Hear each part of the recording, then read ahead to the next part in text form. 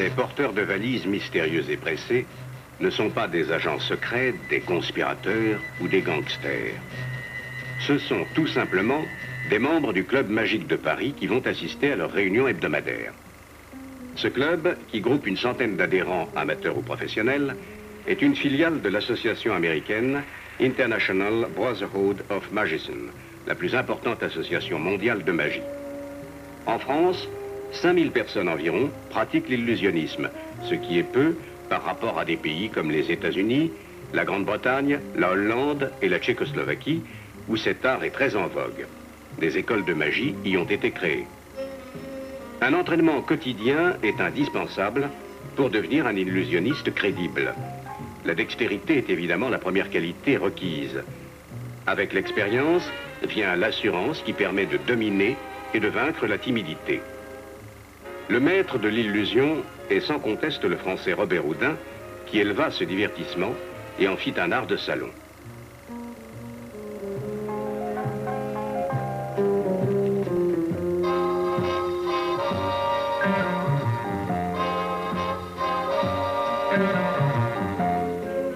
La magie a l'âge de l'homme et l'on en trouve trace depuis la plus haute antiquité. On affirme que l'illusionnisme est vieux comme le mensonge et le mensonge est vieux comme le monde.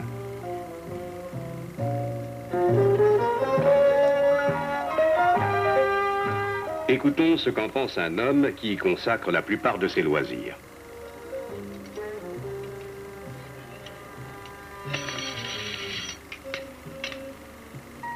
Henri Verneuil, la magie, c'est quoi pour vous? Je crois que c'est la recherche d'une domination absolue. Tout d'un coup, le diable est à votre service. Les choses ne sont plus ce qu'elles sont, mais ce que vous désirez qu'elles soient. Quelle puissance, vous devenez un homme-dieu.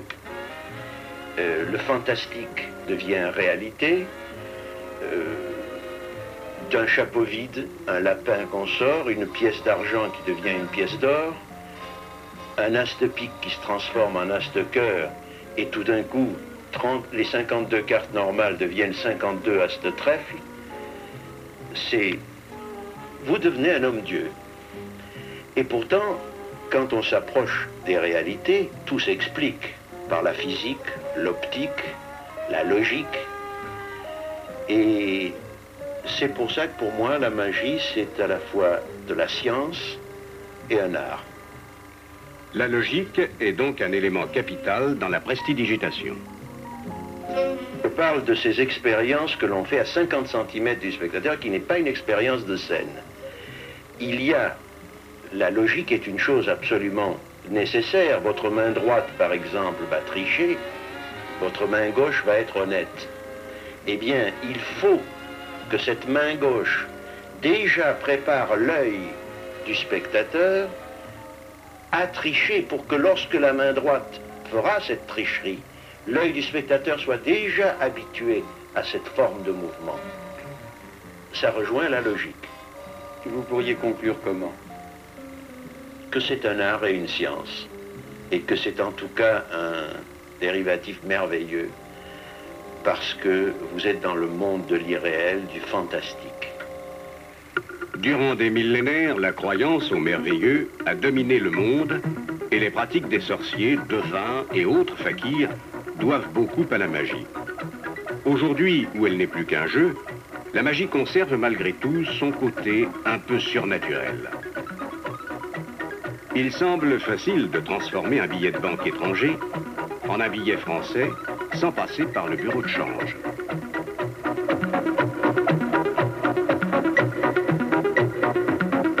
Peut-être la grande cuisine tient-elle aussi de la magie.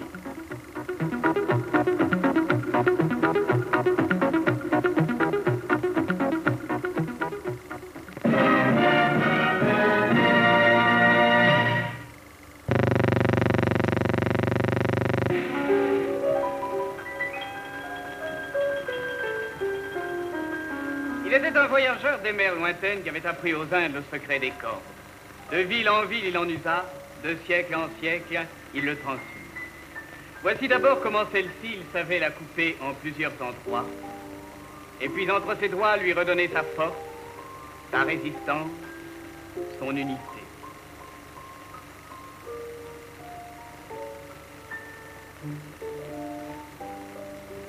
Un, 2, 3, 4 coups de ciseaux, 6 morceaux. À la discrétion des passants, il en laissait tomber à terre quelques miettes, et puis de sa main refermée, la fine corde blanche venue d'Orient reprenait sa force, sa longueur, sa résistance, son unité.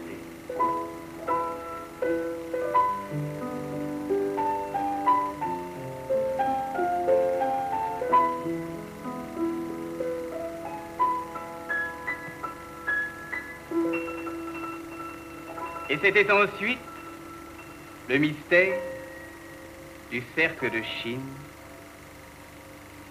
et son dos.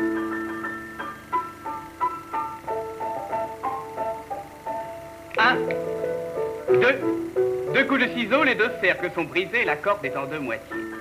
Pour réparer le dommage fait à la corde, premièrement, nouer ensemble les deux morceaux.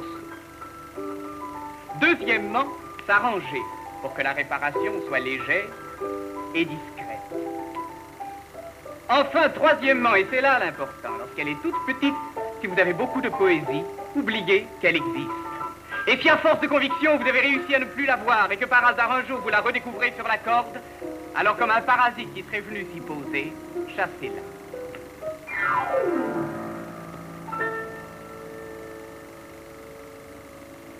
Et c'est pourquoi, tout petit enfant, je savais l'art pour amuser les autres, de couper en deux la fine corde blanche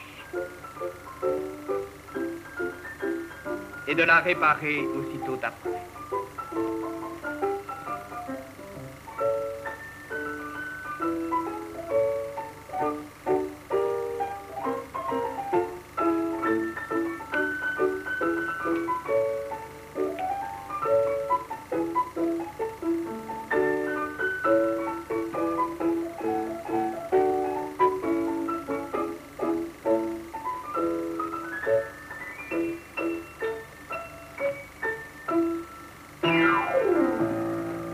Et c'était pour les autres et pour moi, toujours recommencer, le même tour, toujours nouveau.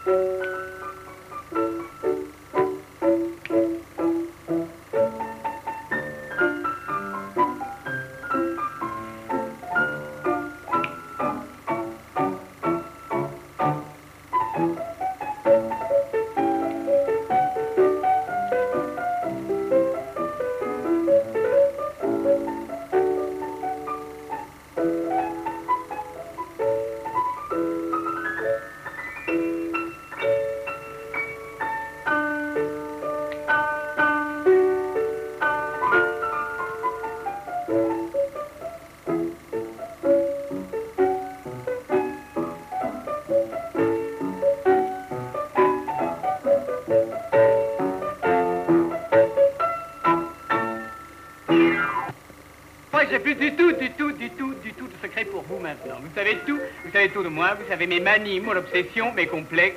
Vous savez que j'ai la maladie des cordes. Il était une fois 3 cordes. Une longue, une toute petite, et le troisième de taille moyenne. La petite était jalouse de la moyenne. La moyenne était jalouse de la grande, et la grande trop grande était jalouse des deux autres. Mais un jour, celui qui savait le secret des cordes vint à passer, et de la petite, de la moyenne ou de la grande, elles-mêmes bientôt n'y reconnurent plus rien. 1, 2, 3 cordes semblables. Sur une autre page, le fabuliste écrit « Il était une fois 3 cordes semblables ». Et c'est alors la triste et lamentable histoire de celui qui ne réussit jamais dans le grand public à mener à bien le plus merveilleux de ses tours. Je vous la raconterai aujourd'hui, 500e anniversaire de sa mort. Parce qu'il était poète, parce qu'il était fantasque, il le réservait seulement à ceux qui l'aimeraient assez pour y croire vraiment. Dans l'espoir de rencontrer ceux-ci, inlassablement, sur les places, il rassemblait le monde, leur montrait ses cordes. Il en réunissait 2 par un nœud, comme chacun dans l'assemblée aurait su en faire. Et puis, semblablement, il faisait à la seconde et à la troisième. C'est alors que, pour éprouver son public, Il avait coutume de dire qu'il avait fini son tour et que ce qu'il savait faire était accompli. Beaucoup s'en allaient en grognant. Ceux qui restaient, plus méchants, étant très anciens, lui lançaient des colibets, lui jetaient des pierres, et toujours il comprenait qu'il n'avait plus qu'à dénouer ses cordes et qu'à les ranger.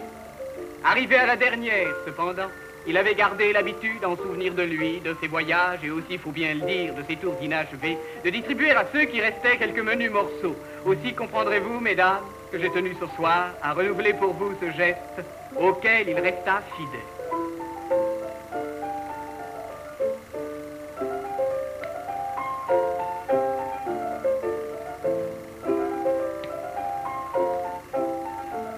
Et voilà pourquoi, messieurs, je vous ai raconté la triste et lamentable histoire de ce tour qui n'en est pas un. Car personne, sachez-le, personne du grand public n'en a connu la fin. Tous partaient trop tôt, contents ou mécontents, n'ayant rien vu, le laissant là.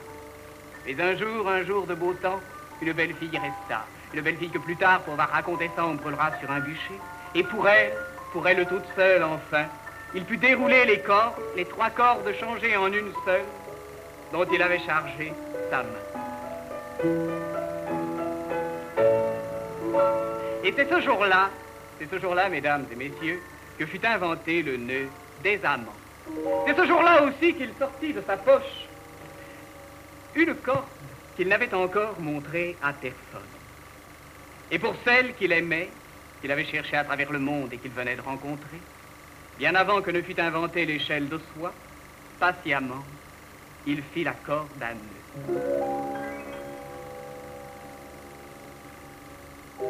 Mais au fur et à mesure que vers son amour il montait entre ses doigts, les nœuds disparaissaient.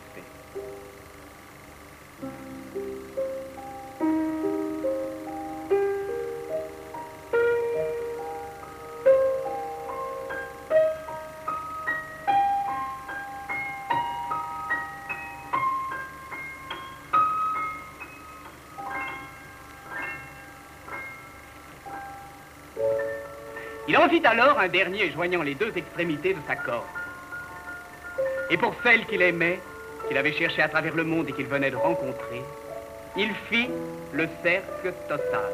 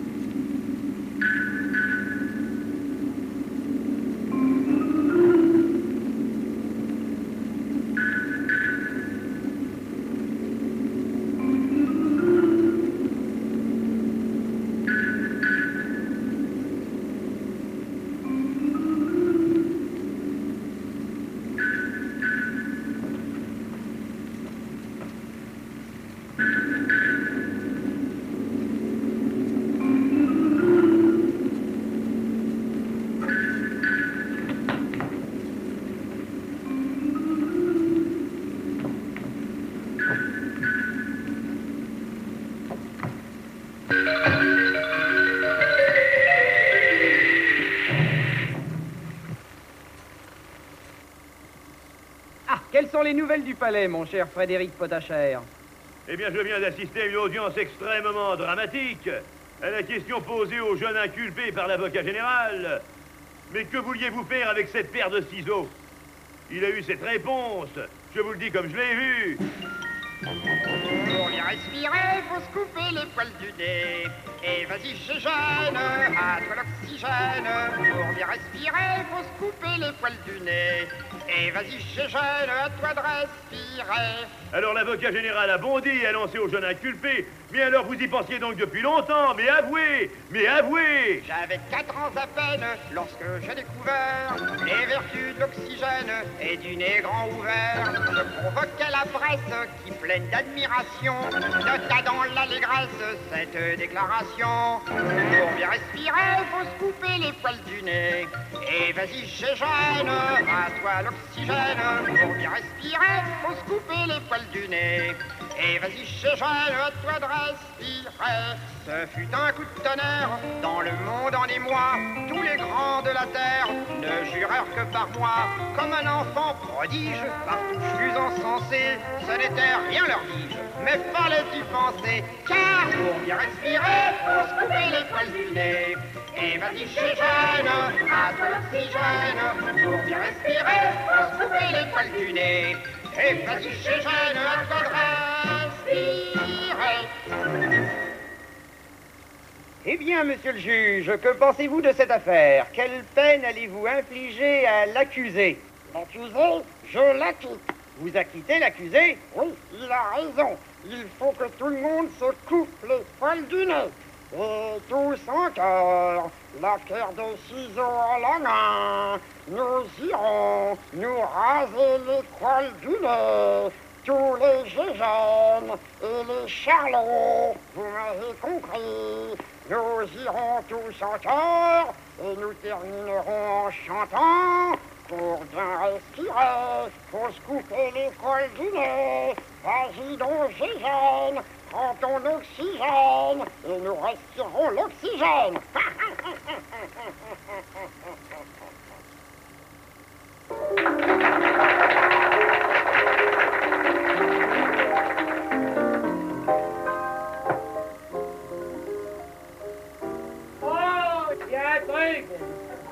J'ai un livre à la maison, alors.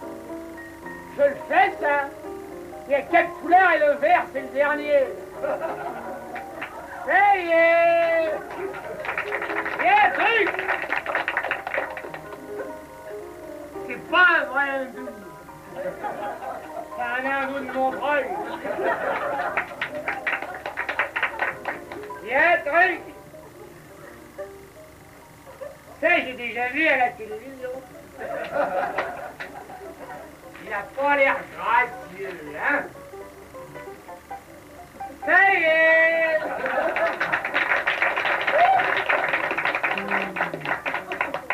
Il va faire la quête!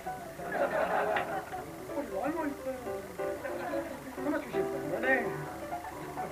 Non, il va faire la lessive. Il y a un truc. Non, il y a 2 trucs. Il est lourd, le machin. C'est fort. Je le fais, ça. Mais avec un canard. Moi, je le faisais parce qu'on a mangé du canard. Il avait 9 ans.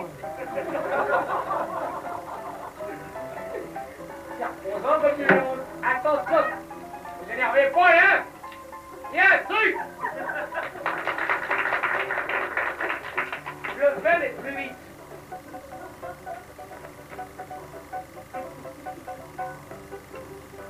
Ah, il aime ça, les foulards. Moi, je crois bien que c'est pas lui qui repart. Attention, c'est l'apothéose. Yes, truc.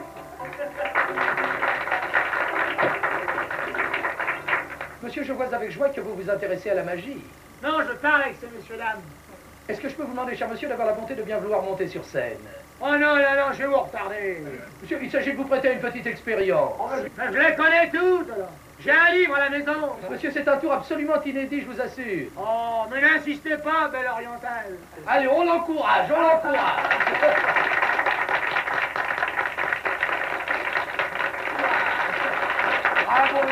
Enfin, monsieur, voulez-vous me prêter, cher monsieur, cette jolie cravate? Ah, vous allez me faire le coup de la cravate. Oh, vous ne connaissez pas celui-ci. Oh, je les connais tous, alors. Regardez comme il est drôle, celui-là, hein? N'est-il pas amusant, hein? Regardez, monsieur, Oh, voilà. mais il le fait mal. Voilà. C'est pas comme ça qu'on Je fait demande ça. également, cher monsieur, de me prêter votre veste. Voilà, monsieur. Ne bougez pas trop, monsieur. Ah, il fait le coup de la Ne bougez veste. pas, monsieur. Il fait le coup de la Voilà. veste. Voilà, très bien. Oh, qu'est-ce qu'il le fait mal. On a mis la cravate. Oh non, oh non, oh non. Je vous demande également de me prêter votre pantalon, Ah, non, cher monsieur. Ne bougez pas, monsieur. Surtout Ça fait attention froid. à l'accident. Ça fait froid. Non, non, non, non, non, non. Ah, bah non, non. Voilà. Très bien. Voilà. Tournez-vous, mesdames. Tournez-vous, mesdames. Ah.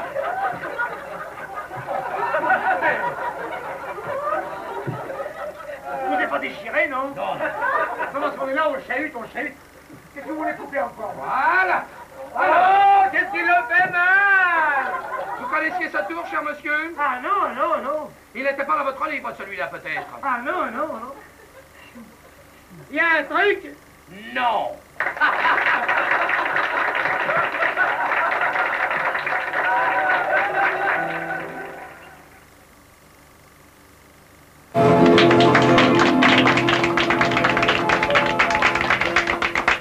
C'était un marin à son dernier voyage, un vieux marin, un magicien, le conteur du gaillard d'avant. Il n'avait pas d'âge, il vit encore, on s'en souvient comme d'un personnage fabuleux. Les enfants, eux, le rencontrent encore les soirs d'été, assis sur une marche du port. Jouant avec des cordes, il imageait de curieuses légendes. Des cordes, il en avait de toutes les façons, il en avait de toutes les longueurs, il en avait de toutes les couleurs. Il en avait des blanches, il en avait des rouges, il en avait aussi des vertes et des jaunes. Des tangos, des bordeaux, des pourpres et des bleus. Vous souvient-il le vieux marin quand il ne disait rien, qu'il semblait ne pas nous voir? Nous l'avons vu, vous souvient-il? C'était à la lune de juin, ranger la corde d'or, la poser à ses côtés. Ensuite, comme s'il avait accompli une chose sacrée, comme s'il avait cherché peut-être, qui sait, à retrouver une science perdue, lentement, nous l'avons vu, nouer la corde bleue. Puis autour de sa main, l'ayant enroulée, les nœuds, disait-il, quittaient la corde bleue pour se former tout seul